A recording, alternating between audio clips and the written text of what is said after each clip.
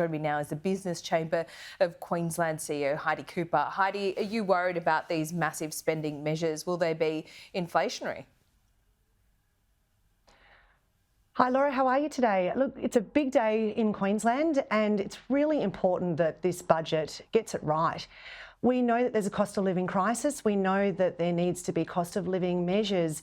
But what we're really looking for is some long-term measures to really support the economy and businesses in Queensland. And at this point in time, we're not hearing this. So we're really looking to what we're going to hear over the next couple of hours and what we're going to see when the budget's being handed down, because short-term measures are not going to solve some of the significant issues that the Queensland business community is experiencing at this point in time. So what's on your wish list then?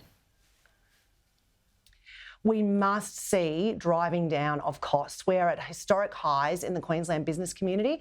We haven't seen conditions like this for a long time. We've got to see some of those operating costs coming down. That's around energy, it's around insurance, it's around wages. We also know that there's an incredibly tight labour market that's being experienced by all businesses, but there's also a restrictive workforce environment, which means it's really hard for businesses to run their business. On top of that, we're seeing compounding pressure from a regulatory perspective. It's really hard to do business right now, and that's putting additional pressure on businesses. And what we really want to see is a long-term plan. We don't want to just see short-term measures. It's critical that we see a long-term plan to make sure that Queensland is a great place to do business. Yeah, there is some concern about the inflation aspect of these big handouts on energy, on other measures, all designed to drive down those cost of living pressures for families. I guess this would be more money for people to spend on businesses under your umbrella. So where do you come at those cash handouts? We don't want to see any measures that are inflationary. We know that inflationary pressure is one of these significant issues that's impacting on business at this point in time. It's really important that any decisions that are being made from a budgetary perspective keeps front of mind inflation and ensuring that we don't continue to see increased costs.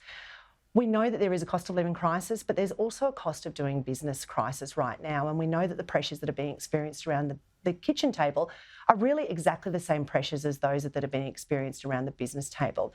Yeah. What we're hearing so far is that we're not seeing what we would like to be seeing around really driving down those costs for the business community. But what's really important, Laura, is that there needs to be more long-term measures. We can't just have short-term relief.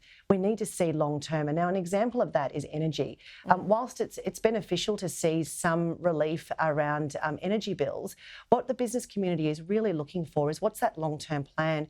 We hear from our business community that it's not small increases that they're experiencing. We're hearing double-digit figures, tens of thousands of dollars that are going directly onto the bottom line. So the business community wants to know, well, what's that long-term plan? And that's just really one of the examples, just one example of input costs that we're seeing that are at historic highs.